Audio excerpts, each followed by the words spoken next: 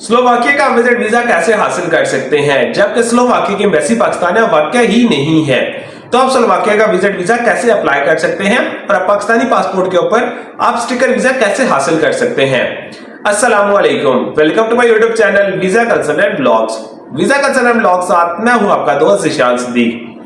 अगर अभी तक आपने हमारा यूट्यूब चैनल सब्सक्राइब नहीं किया तो आपसे रिक्वेस्ट है हमारा यूट्यूब चैनल सब्सक्राइब कर लें और साथ ही बेल आइकन को लाजमी प्रेस कीजिएगा ताकि आने वाले जो भी व्लॉग हो वीजा इंफॉर्मेशन हो आपके पास टाइम बाय टाइम पहुंच सके।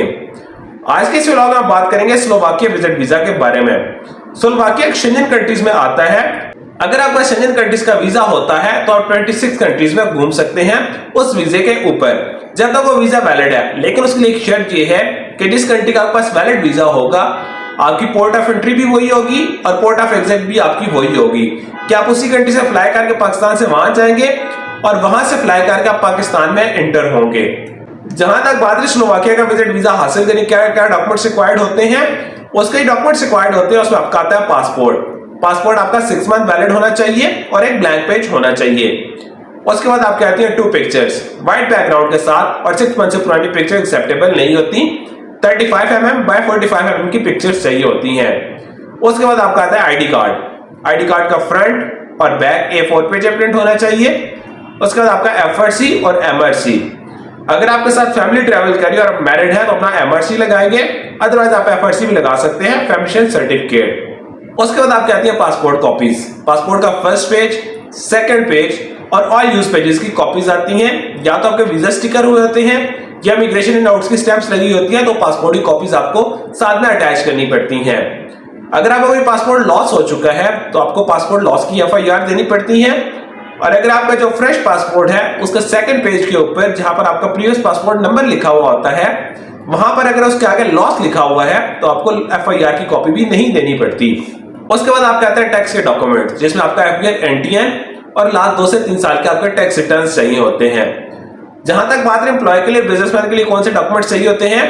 एम्प्लॉय के लिए एम्प्लॉयमेंट लेटर, NOC और लास्ट मंथ की सैलरी स्लिप्स चाहिए होती हैं। और बिजनेसमैन के लिए बिजनेस लेटर साइन स्टैम्प के साथ, business visiting card, business FBR NTN, business chamber certificate, business tax returns और लास्ट 6 मंथ की बिजनेस बैंक स्टेटमेंट चाहिए होती है। बैंक स्टेटमेंट का फर्स्ट पेज, लास्ट पेज और बैंक लेटर बैंक से साइन स्टैम्प होना चाहिए। और जहां तक बात है एम्प्लॉय के लिए बैंक स्टेटमेंट कौन सी है और इसका क्लोजिंग बैलेंस कितना होना चाहिए और एम्प्लॉय के लिए एक अच्छी सैलरी कौन सी कंसीडर की जाती है कि आप शेंजन कंट्रीज का वीजा हासिल कर सकते। तो जो एम्प्लॉय है जो जॉब कर रहे हैं उनके अकाउंट में 7 से 10 लाख उनके अकाउंट में होना चाहिए जो एक अच्छा बैलेंस कंसीडर किया जाता है। अगर आपकी ट्रैवलिंग हिस्ट्री है तो 6, 7, 8 लाख भी बहुत होता है। अगर आप फर्स्ट अटेम्प्ट पे ही शेंजन कंट्रीज का वीजा अप्लाई करना चाह रहे हैं तो आपके अकाउंट में 7 से 10 लाख होना चाहिए जो एक अच्छा बैलेंस कंसीडर किया जाता है।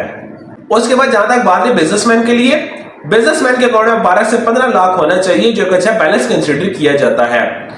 तो ये सारे डॉक्यूमेंट्स रिक्वायर्ड होते हैं कि स्लोवाकिया का विजिट वीजा हासिल करने के कौन से डॉक्यूमेंट्स रिक्वायर्ड होते हैं। तो ये सारे डॉक्यूमेंट्स की लिस्ट थी। जहां तक बात है एडिशनल डॉक्यूमेंट्स आप प्रोवाइड कर सकते हैं या नहीं, तो एडिशनल डॉक्यूमेंट्स आप प्रोवाइड कर सकते हैं जिसमें आप प्रॉपर्टी डॉक्यूमेंट्स प्रोवाइड कर सकते हैं। आप कमर्शियल या रेजिडेंशियल जो भी आपके प्रॉपर्टी डॉक्यूमेंट्स है वो आप अटैच कर सकते हैं। उसके बाद आप क्रेडिट कार्ड की बैंक स्टेटमेंट के साथ में अटैच कर सकते हैं।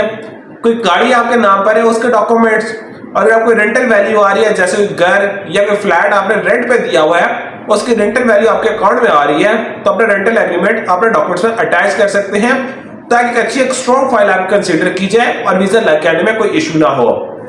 और अब हम बात करते हैं इसका वीजा कैसे हासिल कर सकते हैं, इसको कौन सी एम्बेसी डील करती है और स्लोवाकिया के बॉर्डर्स कौन से कंट्री के साथ टच होते हैं शेंजन कंट्रीज में।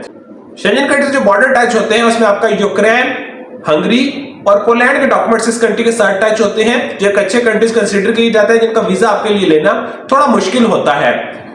और जहां तक बात है स्लोवाकिया की एम्बेसी तो पाकिस्तान में वाकई नहीं है तो उसको कौन सी एम्बेसी डील कर रही है।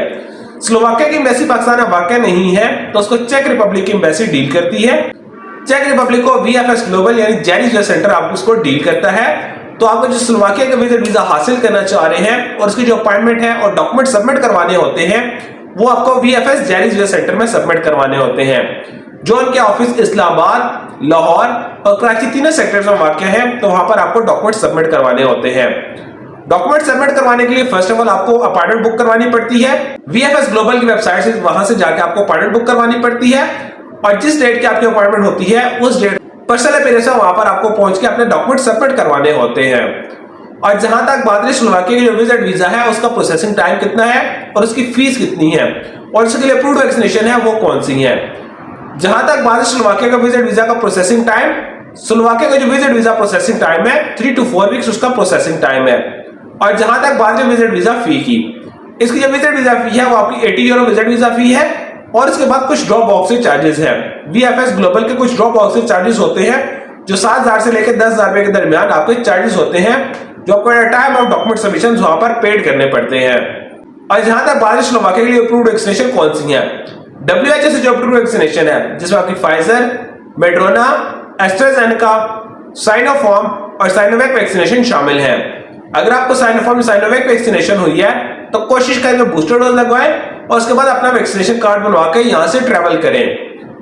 और आखिर में आप हमें कमेंट सेक्शन में अप्लाई के बारे में जरूर कहा कीजिएगा कि नेक्स्ट टाइम किस कंट्री के विजिट वीजा के बारे में आपके साथ इंफॉर्मेशन शेयर करें। या तो स्क्रीन पर दिए कॉन्टैक्ट नंबर पर आप हमारे साथ रब्ता कर सकते हैं, अदरवाइज आप हमारे ऑफिस विजिट कर सकते हैं। कमाल express and holidays private limited, Islamabad D चौक हमारा ऑफिस है, तो आप हमारे ऑफिस में विजिट कर सकते हैं ताकि हम आपको ट्रैवल से रिलेटेड बेस्ट सर्विसेज प्रोवाइड कर सकें। Thank you so much.